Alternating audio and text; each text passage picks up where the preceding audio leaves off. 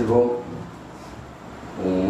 வசனம் தியானிக்கையில் இதயமதில்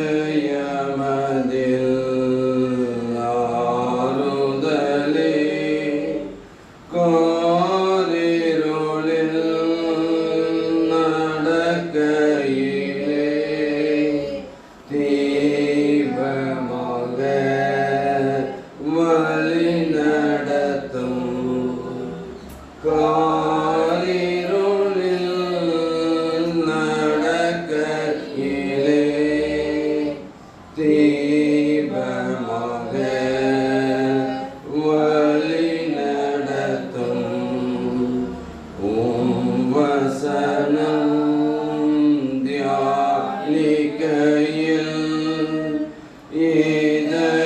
இதயமதில் ஆறுதலே, காரிருளில் நடக்கையிலே தீபமாக வழி நடத்தும், காரிருளில் நடக்கையிலே தீபமாக வழி நடத்தும். வரும் பரிசுத்த ஆவியானவரே, எங்கள் நெஞ்சிலே உமது அன்பெனும் தீயை மூட்டியருளும். நீர் எங்களுக்கு கிருபையாய் கொடுத்திருக்கிற இந்த புதிய ஆண்டிலே கர்த்தாவே, நாம் கேட்கின்ற சத்தியத்தின் மூலமாய் நீர் எங்களை பரிசுத்தப்படுத்தும். உம்முடைய வார்த்தை ஜீவனுள்ள வார்த்தையாய் இருக்கிறது. இப்பொழுதும் அடியனை மறைத்து ஆவியானதாமே இடைபட வேண்டுமாய் ஜெபிக்கிறோம். நீர் பேசும் ஆண்டவரே. அன்றைக்கு சீசரை அனுப்புகின்ற பொழுது பேசுகிறவர்கள் நீங்கள் அல்ல, பிதாவின் ஆவியானவரே உங்கள் மூலமாய் பேசுவார் என்று சொல்லி அனுப்பின தேவன் தாமே. இந்த நாளிலும் அடியனை மறைத்து உம்முடைய வார்த்தை வெளிப்பட வேண்டுமாய் ஜெபிக்கிறோம். எல்லாவற்றையும் எங்கள் இறைவன் இயேசு கிறிஸ்துவின் மூலம் எடுக்கிறோம் ஜீவனுள்ள நல்ல பிதாவே, ஆமென். கர்த்தருடைய பிரதான கிருபையினாலே கடவுள் நமக்கு கிருபையாய் கொடுத்த அந்த புதிய ஆண்டிலே மீண்டுமாக உங்களை சந்திக்கவும் ஆண்டவருடைய வார்த்தையை பகிர்ந்து கொள்ளவும் அடியனுக்கு பாராட்டின கிருபைக்காக ஆண்டவருக்கு நன்றி செலுத்துகின்றேன். உங்கள் யாவருக்கும் இந்த 2024ஆம் ஆண்டின் புது வருட ஸ்தோத்திரத்தையும் வணக்கத்தையும் ஒவ்வொருவருக்கும் தெரிவித்துக் கொள்கின்றேன். ஆண்டவர் உங்களை இந்த புதிய ஆண்டிலே உங்களுடைய எண்ணங்கள் ஏக்கங்கள் எல்லாவற்றையும் அறிந்திருக்கிற கர்த்தர் சகல விதத்திலும் உங்களை ஆசீர்வதித்து தலைமுறை தலைமுறையாய் உங்களை ஆசீர்வதிப்பேன் என்று சொல்லி வாக்கு பண்ணின கர்த்தர் இந்த புதிய ஆண்டிலே உங்களையும் உங்களுக்கு கிருபையாய் கொடுத்த அன்பு பிள்ளைகளையும் பேர பிள்ளைகளையும் ஆசீர்வதிக்க சித்தமுள்ளவராயிருக்கிறார். அவருடைய பாதத்திலே நம்மை அர்ப்பணிப்போம். ஆண்டவர் இந்த புதிய ஆண்டு எல்லா நிலைகளிலும் உங்களுக்கு ஒரு ஆசீர்வாதத்தின் ஆண்டாயிருக்க கிருபை செய்வாராக. அன்புக்குரியவர்களே, நம்முடைய தென்னிந்திய திருச்சபையின் ஒழுங்கின்படி இந்த நாளுக்கு என்று கொடுக்கப்பட்டிருக்கின்ற மையப்பொருள் தலைப்பு கடவுளின் அழைப்புக்கு ஏற்புடைய வாழ்வு. கடவுளின் அழைப்புக்கு ஏற்புடைய வாழ்வு அப்படினால் உங்களையும் என்னையும் கடவுள் அழைத்திருக்கின்றார். அழைத்த கர்த்தருக்கு ஏற்ற வாழ்க்கையை வாழும்படியாக திருச்சபை நம்மை அழைத்திருக்கின்றது.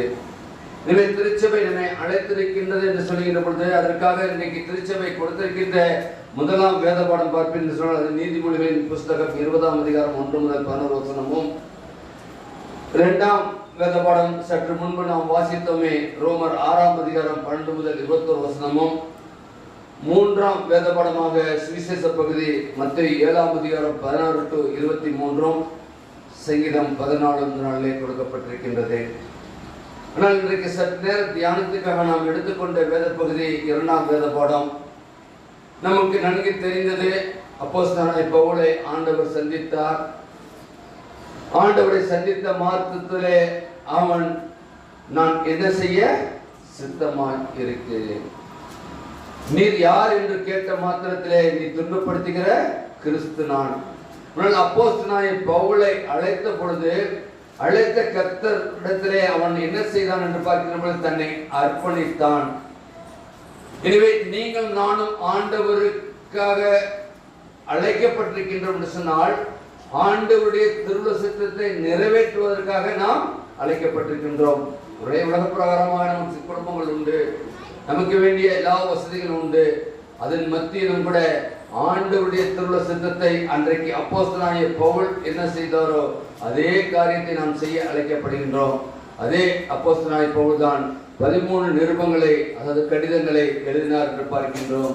இன்றைக்கு நாம் வாசித்த பகுதியை பார்க்கின்ற போது ரோமாபுரியாருக்கு எழுதப்பட்ட நிருபம். நிருபம் என்று சொல்கின்ற போது கடிதம். கடித போக்குவரத்து இல்லை, அப்படிதானே? இந்த காலத்தில் ஒரு போஸ்ட் கார்டு இருக்கும். அந்த போஸ்ட் கார்டில் பார்த்தீங்கன்னாக்கா வரும் நலம் நலமறிய, இங்கே எல்லாரும் நாங்கள் நல்லா இருக்கிறோம், இங்கே எல்லாரும் நல்லா இருக்கீங்களா சொல்லி ஒரு ஃபஸ்ட்டு எடுத்துன்னு கேட்டு அப்புறம் என்ன சொல்ல வரோமோ, என்ன அவங்களுக்கு செய்தியை அனுப்ப சித்தமாக இருக்கிறோமோ அதை எழுதி அனுப்புவோம். அவங்களும் நாங்கள் எல்லாரும் நல்லா இருக்கிறோம், நம்ம என்ன கேட்டோமோ அதுக்கு பதில் வரும். அதுக்கு வரதுக்கு எத்தனை நாள் ஆகும்? 10 நாள் ஆகும், 15 நாள் ஆகும். அந்த போஸ்ட்டு போகிறத பொறுத்து நம்ம போடுற போஸ்ட்மேனு அதை எடுத்து கையில் கொடுக்குறது. ஆனால் இன்னைக்கு இல்லை, அந்த போஸ்ட் கார்டே கண்ணில் வரக்கூடிய தலைமுறையை பார்க்கவே முடியாது.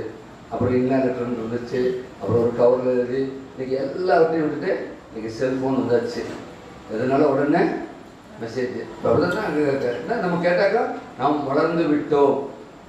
நாம் எதையும் என்ன பண்ணுறோம், உங்களுக்கு நாங்கள் மொபைலில் அனுப்புகிறோம், வாட்ஸ்அப் மூலிமா உங்களுக்கு செய்தி அனுப்புகிறோம். இப்படிதான் நமக்கு இன்றைக்கு சொல்லி பழக்கப்பட்டு விட்டோம். ஆனால் அன்றைக்கு இருந்த அந்த உறவுகள் இன்னைக்கு இருக்கிறதா? ஒருவேளை செய்தியை அனுப்புகின்றோம், செய்தியை பார்க்கின்றார்கள், ஆனால் நமக்கு வரக்கூடிய செய்தி என்ன? ஒருவேளை பதில் வருகின்றதா என்று பார்க்கின்ற போது அது எப்படி வருகிறது என்று சொல்ல முடியாது. ஆனால் அன்றைக்கு அது எதிர்ப்பது அன்புள்ள அப்பாவுக்கு அம்மாவுக்கு.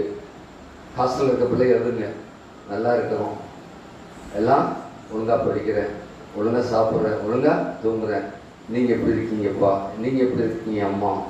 இன்னைக்கு அந்த உறவுகள் இல்லை. இன்னைக்கு எங்கே பார்த்தாலும் இன்னைக்கு செல்ஃபோன் எடுத்து பிள்ளைங்க போய் ஒரு ரூமில் உட்காந்துட்டு வந்தது, பெரியவங்க யாரா பேசுவாங்க. அப்படினால் கடவுளுடைய அழைப்பை ஏற்றிருக்கின்ற நீங்கள் நானும் கூட ஒருவரை ஒருவர் விசாரிக்கின்றவர்களாக நாம் இருக்க அழைக்கப்படுகின்றோம். ஏற்புடைய வாழ்வு. இன்றைக்கு நாம் வாசித்த இந்த பகுதியை பார்க்கின்ற பொழுது அங்கு பார்க்கின்ற காரியம் என்ன என்று பார்த்தால், கார்பெட்ஸ் என்ற ஒருவர் சொல்கின்றார், ஃபெட்டிஸ் என்று அழைக்கிறார்கள். ஃபெட்டிஸ் என்று சொன்னால் அதற்கு படைப்பாளரை தவிர்த்து படைப்புகளை வணங்குவதாகும். அவருடைய படைப்பாளராகிய ஆண்டவராகிய இயேசு கிறிஸ்துவை நாம் இன்றைக்கு ஆராதிப்பதை காட்டிலும் மற்ற காரியங்களுக்கு நம்மை முற்றிலுமாக அர்ப்பணித்திருக்கின்றோம். அதை யாரும் மறுக்கவும் முடியாது, மறைக்கவும் முடியாது.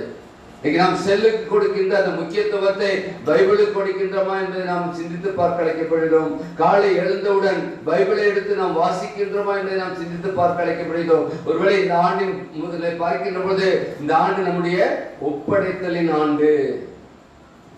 உன் வழியை கர்த்தருக்கு ஒப்புவித்து அவர் மேல் நம்பிக்கையாயிரு, அவரே காரியத்தை. அழகான வசனம். தாவீது நமக்கு அழகான வசனத்தை கொடுத்த இந்த ஆண்டிலே நாம் நம்முடைய வழியை அவருக்கு ஒப்புவித்து அவர் மேல் நம்பிக்கையா இருக்கின்ற போது அவரே காரியத்தை வாய்க்க பண்ணுவார். நாம் ஆராதிக்கின்ற கர்த்தரே காரியத்தை வாய்க்கப்படக்கூடியவராக இருக்கின்றார். அப்படின்னா நம்முடைய வழியை என்ன? ஆண்டவரிடத்திலே ஒப்புவிக்க வேண்டும். நம்முடைய வழி அல்ல, அவருடைய வழி என்ன? ஆண்டவரே, என்னை அழைத்திருக்கிறீரப்பா, உம்முடைய பிள்ளையாக அழைத்திருக்கிறீர், என்னை வைத்திருக்கிறீர் கீழமாத்தூரிலே. என்னை கீழமாத்தூரிலே வைத்திருக்கிறது சொன்னால் ஏதோ ஒரு நோக்கத்தோடு கூட அநேகருமே அறியாத மக்கள் மத்தியிலே நான் என்னுடைய குடும்பத்தை வைத்திருக்கிறேன். அப்படி என்றால் நான் என்ன செய்ய வேண்டும்? உம்முடைய வழியை எனக்கு வெளிப்படுத்த ஆண்டவரே, உண்மையில் நான் நம்பிக்கையாயிருக்கிறேன். எந்த சூழ்நிலையையும் நான் நம்பவில்லை, மக்களை நான் நம்பவில்லை, ஆனால் உண்மை நம்பி இருக்கின்றேன். அவரையே நாம் நம்பி இருக்கின்ற பொழுது நம்முடைய காரியத்தை அவர் வாய்க்க பண்ணுவார். இதைத்தான் புதிய மொழிபெயர்ப்புல உன் சார்பில் இருந்து செயலாற்றுவேன். ஆண்டவர் நம் சார்பில் இருந்து நம் பலவீனத்தோடு கூட இருக்கின்றோம் என்று அறிந்திருக்கின்ற கர்த்தர் தான் தாவீது மூலமாக சொல்கிறார், உன் சார்பில் இருந்து செயலாற்றுவேன். ஆனால் என்னுடைய பலவீனத்திலே உன்னுடைய பலன் எனக்கு பூர்ணமாய் இருக்க போகிறது. என்னுடைய சுகவீனத்திலே நீர் எனக்கு சுகத்தை கொடுக்க போகிறீர். எனக்கு இருக்கிற எல்லா பிரச்சனைகளிலும் நீர் என்னோடு கூட பயணிக்கின்றவராய் இருக்க போகிறீர். இந்த புதிய ஆண்டிலே நீர் கர்த்தாவே, நீர் என்னிடத்தில் எதிர்பார்க்கின்ற காரியத்தை நான் செய்ய எனக்கு கிருபை தாரும் என்று சொல்லி நாம் ஒப்படைக்க அழைக்கப்படுகின்றோம். ஒப்படைப்பின் ஆண்டு. முன்னுக்கு போன வருஷம் என்னாச்சு? நிலைத்திருத்தலில் எப்படி நிலைத்திருத்தோம் என்று சொல்லி ஆண்டவர் அறிவார், மனிதர்கள் அறிய மாட்டார்கள். ஒருவேளை அன்று இரவு எத்தனை பேர் வந்தீர்களோ, அன்றைக்கு எல்லா 12 மாதமும் நாம் எப்படி நிலைத்திருக்க வேண்டும் சொல்லி அங்கே சொன்னப்பட்ட காரியங்களை நாம் சிந்தித்தோம். ஆவியானவர் மூலமாய் கொடுக்கப்பட்ட செய்தி மூலமாய் நான் என்ன நிலையிலே நிலைத்திருக்கின்றேன் என்று சொல்லி நாம் சிந்தித்து பார்த்து புதிய ஆண்டிலே ஒப்படைத்த நாளிலே நம்மை ஒப்படைத்திருக்கின்றோம். முதலாவதாக இதில் பார்க்கின்ற பொழுது இதை 2 தலைப்புகளிலே தியானிக்க ஆவியானவர் கிருபை செய்வார். நாம் அவருக்கு நீதியின் ஆயுதங்களாக ஒப்படையுங்கள். நீதியின் ஆயுதங்களாக. இரண்டாவது, நீதிக்கு அடிமைகளாக ஒப்புக் கொடுங்கள். நீதிக்கு ஆயுதங்களாக ஒப்புக் கொடுங்கள். எடுத்தவர்கள் 12-13 வாசிக்கலாம். 12-13 ரோமர் 6:12-13. ஆகையால் நீங்கள் சரீர இச்சையின்படி பாவத்திற்கு கீழ்ப்படியத்தக்கதாக சாவுக்கு ஏதுவான உங்கள் சரீரத்தில் பாவம் ஆளாதிருப்பதாக நீங்கள் உங்கள் அவயவங்களை அநீதியின் ஆயுதங்களாக பாவத்திற்கு ஒப்புக்கொடாமல் உங்களை மரித்தோரிலிருந்து பிழைத்திருக்கிறவர்களாக தேவனுக்கு ஒப்புக் கொடுத்து உங்கள் அவயவங்களை நீதிக்குரிய ஆயுதங்களாக தேவனுக்கு ஒப்புக் கொடுங்கள். ஆண்டவர் ரோமாபுரியருக்கு அப்போஸ்தலனாகிய பவுல் சொல்லி இந்த வார்த்தை, நாம் பாவத்திற்கு எந்த சூழ்நிலையிலும் ஒப்புக் கொடுக்காதபடி நீதிக்கு நம்மை அர்ப்பணிக்கின்றவர்களாய். என்றால் இன்றைக்கு நாம் வாழக்கூடிய சூழ்நிலை, வாழக்கூடிய சமுதாயம் என்பது எங்கும் அநீதி நிறைந்த, பாவம் நிறைந்த, பரிசுத்தமற்ற ஒரு வாழ்க்கை வாழ்ந்து கொண்டிருக்கின்ற மக்கள் மத்தியிலே நாம் வாழ்ந்து கொண்டிருக்கின்றோம். ஆனால் நம்முடைய வாழ்க்கையை எந்த சூழ்நிலையிலும் அவருக்கு ஏற்பதாய், நம்மை எந்த சூழ்நிலையிலும் நம்மை பாவம் மேற்கொள்ளாதபடி, பாவத்திற்கு நம்மை அடிமைப்படுத்தாதபடி, பாவம் இல்லாதபடி நாம் நீதியின் ஆயுதத்தை தரித்தவர்களாய் தேவனுக்கு ஒப்புக் கொடுங்கள். நீதியின் ஆயுதம் என்று சொல்கின்ற பொழுது நாம் செய்யக்கூடிய ஒவ்வொரு செயல்பாடும் ஒவ்வொரு காரியமும் அதுவும் ஆண்டவருக்கு ஏற்றதாக இருக்கிறதா? ஆண்டவர் இதை விரும்புகின்றாரா? நான் பேசுகின்ற பேச்சை ஆண்டவர் விரும்புகின்றாரா? நான் செய்கின்ற செயல்பாடை ஆண்டவர் விரும்புகின்றாரா? நான் நடக்கின்ற பாதையை ஆண்டவர் விரும்புகின்றாரா என்று சொல்லி நாம் இருக்கின்ற பொழுது நீதிக்குரிய ஆயுதங்களாக நாம் மாறுகின்றோம். நாம் செய்கின்ற ஒவ்வொரு ஆயுதமும், ஒருவேளை ஆயுதம் சொன்னா என்ன, கடப்பாரம் பிட்டி, அதானே, அதான் நம்ம உடனே நம்ம மனசுக்கு வருது என்ன, கடப்பாரம் பிட்டிக்கு தான் அறுவாள் தான் நம்ம மனசு வரும். ஆயுதம் என்பது அதுவல்ல, நம்முடைய செயல்பாடு ஒவ்வொன்றும் நம்முடைய ஆயுதங்களாய் இருக்க வேண்டும். நம்முடைய செயல்பாடுகள், நம்முடைய பேச்சு ஒவ்வொன்றும் ஆயுதங்களாய் இருக்க வேண்டும். நாம் ஒருவரை விசாரிக்கின்றோம் என்று சொன்னால் அவர்களுக்குள்ளாக அது செயல்படுகின்றதா இருக்கும். ஒரு அளவா எடுத்து வெட்டினா என்ன ஆகும்? வெட்டினா என்ன ஆகும் சொல்லுங்க. வெட்டு விழுந்துனே ரத்தம் வரும். அப்படின்னா அங்க ஒரு செயல்பாடு நடைபெறுகின்றது. அந்த ஆயுதம் அவர்களை வெட்டுகின்ற பொழுது அங்கு வெட்டப்படுகின்ற எந்த இடத்துல இருந்தாலும் அங்கிருந்து ரத்தம் பீரிட்டு வருகின்றது. அப்படின்னா நம்முடைய வார்த்தை ஒவ்வொருவரையும் இன்றைக்கு கலங்கியிருக்கின்ற மக்களுடைய வாழ்க்கையிலே நாம் சொல்லுகின்ற அந்த ஆயுதமாகிய வார்த்தை அவர்களுக்கு வேண்டிய மன ஆறுதலை கொடுக்க வேண்டும். ஆயுதம் எல்லாரும் என்ன பண்றோம்? எப்படா நீதியின் ஆயுதம் என்ன? நமக்கு தெரிஞ்ச ஆயுதம்னா அநீதியின் ஆயுதங்கள். மற்றவர்களை எப்படி குற்றப்படுத்தலாம், எப்படி அவர்களை மேற்கொள்ளலாம், எப்படி என்று சொல்லி அல்ல, நாம் ஆண்டவருக்கு நாம் நீதியின் ஆயுதங்களாய், ஆண்டவர் நம்மிடத்தில் எதிர்பார்க்கின்ற தாழ்மை. ஆண்டவராய் இயேசு கிறிஸ்து எவ்வளவு தன்னை தாழ்த்தினார். ஒருவேளை அவர் தாழ்மையை ரூபப்படுத்து மனுஷ சாயலானாரே, அன்றைக்கு மாற்று தொழுவத்திலே பிறந்தாரே, எவ்வளவு தாழ்மை! கடைசியாக அவர் உங்களுக்காகவும் எனக்காகவும் தன்னையே முழுமையாக சிலுவை மரண பரியந்தம் தாழ்த்தினாரே. இன்றைக்கு நம்முடைய வாழ்க்கையிலே அந்த தாழ்மையின் ஆயுதத்தை நாம் தரித்தவர்களாய் இருக்க வேண்டும். அதுதான் தேவனுக்கு மகிமைப்படுத்தி சேர்க்கின்றதா இருக்க வேண்டும். நாம் தாழ்ந்து போவதனால் இன்றைக்கு அனைவரும் சொல்லலாம், இவெல்லாம் தாழ்ந்து போறோம்னா மனுஷனே இல்லை. ஒருவேளை அது மனிதனுடைய பார்வையா இருக்கலாம். நாம் எவ்வளவு தாழ்த்திக்கிட்டோமோ அவ்வளவு ஆண்டவர் நம்மை உயர்த்த வல்லமையுள்ளவராக இருக்கிறார். தாழ்மை உள்ளவர்களுக்கோ கர்த்தர் கிருபை அளிக்கின்றார், கிருபை அளிக்கின்றார். நாம் தாழ்ந்து போகின்ற பொழுது கர்த்தர் நமக்கு கிருபை அளிக்கின்றார் சொன்னால் எவ்வளவு பெரிய சந்தோஷம்! அவருடைய கிருபை தான் நம்மை தாங்குகின்றதா இருக்கின்றது. அவருடைய கிருபை தான் நம்மை எல்லா நிலையிலும் தூக்கி சுமப்பதா இருக்கின்றது. எனவே அவருடைய திருசுள்ள சத்தத்துக்கு நம்மை அர்ப்பணிப்போம். சங்கீதக்காரன் 51:5-6 சொல்கின்ற பொழுது, இதோ நான் துர்க்குணத்தில் உருவானேன், என் தாய் என்னை பாவத்தில் கற்பதனித்தால் இதோ உள்ளத்தில் உண்மையாய்க்க விரும்புகிறேன் என்று சொல்லி பார்க்கின்றோம். அந்த காரணத்தினால் நாணத்தை எனக்கு தெரியப்படுத்துவேன். ஆண்டவரே, நீர் எனக்கு தெரியப்படுத்தும். நாங்கள் ஆண்டவரே, என்னுடைய வாழ்க்கையை நீர் அறிந்திருக்கிறப்பா. நான் தாயின் கருவிலே நான் பாவத்தில் உட்படுத்திருக்கின்றேன். என்னை பரிசுத்தப்படுத்தி என்னை உங்களுடைய பிள்ளையாக அழைத்திருக்கிறப்பா.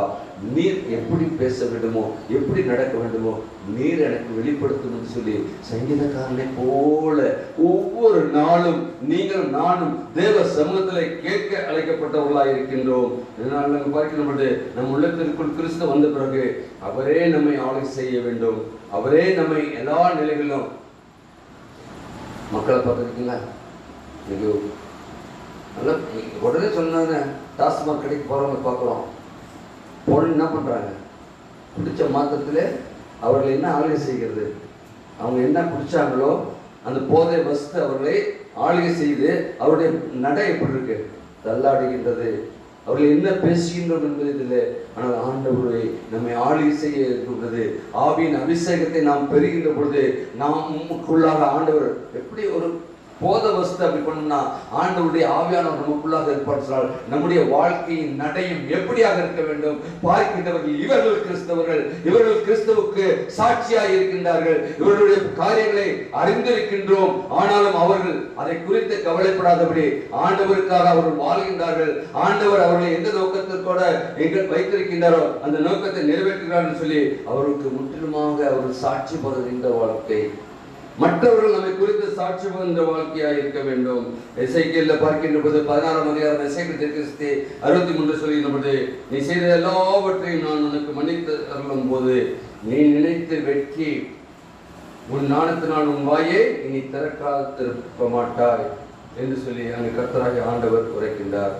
என்னால் நான் எல்லாவற்றையும் நான் உனக்கு மன்னித்தருளும் போது நீ வெக்கி குனிந்து அவருடைய திரு சமூகத்திலே இருக்க வேண்டும். நாம் ஆராதிக்கின்ற கர்த்தர் நம் மனமுருக்கம் உள்ள கர்த்தர். நமக்கு எல்லா நிலைகளிலும் அவர் நம்மை மன்னித்திருக்கின்றார். எல்லாவற்றையும் ஒருவேளை மனிதர்கள் மன்னிக்கின்றார்களோ ஆண்டவர் எல்லாவற்றையும் நமக்கு மன்னித்து அவருடைய பிள்ளையாக வைத்திருக்கிறார். பாவம் செய்யும் சூழ்நிலை வந்தாலும் தேவனுடைய உதவியினால் நாம் எல்லாவற்றையும் மேற்கொள்ள நம்மை முற்றிலுமாக இந்த ஆண்டிலே நாம் அர்ப்பணிப்போம்.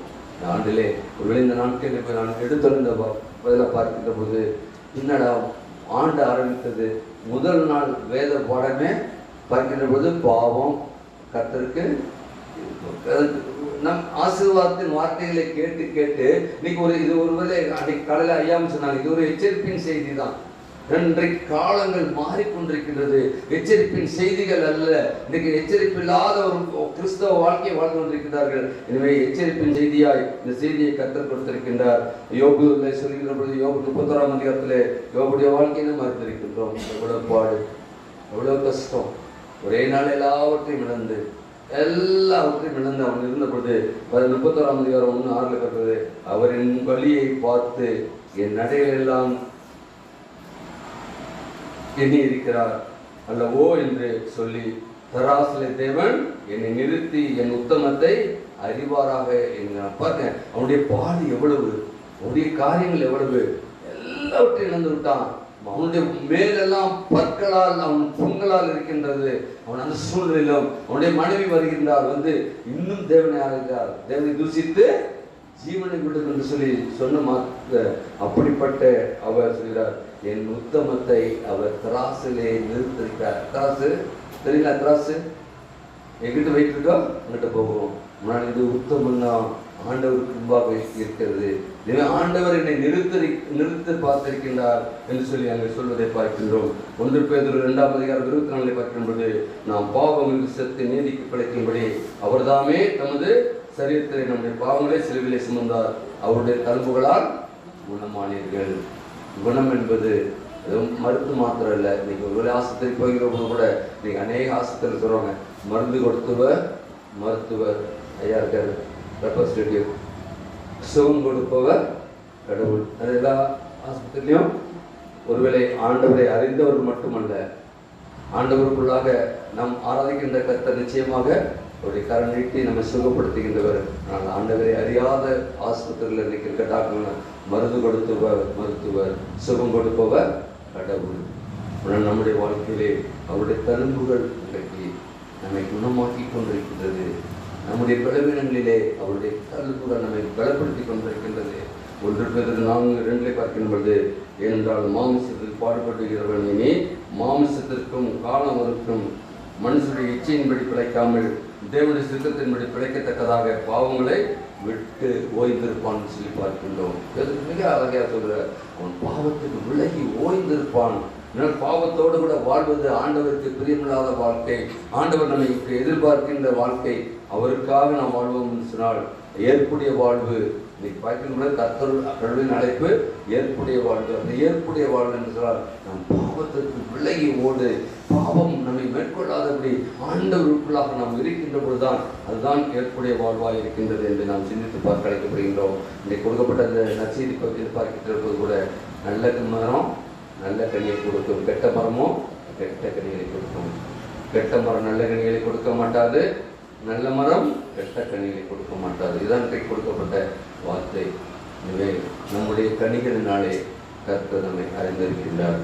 நம்மை மட்டுமல்ல, நம்முடைய எல்லா காரியங்களையும் அறிந்திருக்கின்றார். எனவே நாம் எப்படிப்பட்ட மரமாக இருக்கிறோம் என்று நாம் சிந்தித்து பார்க்க அழைக்கப்படுகிறோம். இரண்டாவதாக, நீதிக்கு அடிமைகளாக ஒப்புக் கொடுங்கள். 18, 19, 20 வசனங்களை வாசிக்கலாம். 18, 19. ரோமர் 6:18, 19. பாவத்திலிருந்து நீங்கள் விடுதலையாக்கப்பட்டு நீதிக்கு அடிமையில் ஆனீர்கள். உங்கள் மாமிச பலவீனத்தின் நிமித்தம் மனுஷர் பேசுகிற பிரகாரமாக பேசுகிறேன். அக்கிரமத்தை நடப்பிக்கும்படி முன்னே நீங்கள் உங்கள் அவயவங்களை அசுத்தத்திற்கும் அக்கிரமத்திற்கும் அடிமைகளாக ஒப்புக் கொடுத்தது போல இப்பொழுது பரிசுத்தமானதை நடப்பிக்கும்படி உங்கள் அவயவங்களை நீதிக்கு அடிமைகளாக ஒப்புக் கொடுங்கள். பாவத்திற்கு நீங்கள் அடிமைகளாக இருந்த காலத்தில் நீதிக்கு நீங்கள் நீங்கினவர்களாய் இருந்தீர்கள்.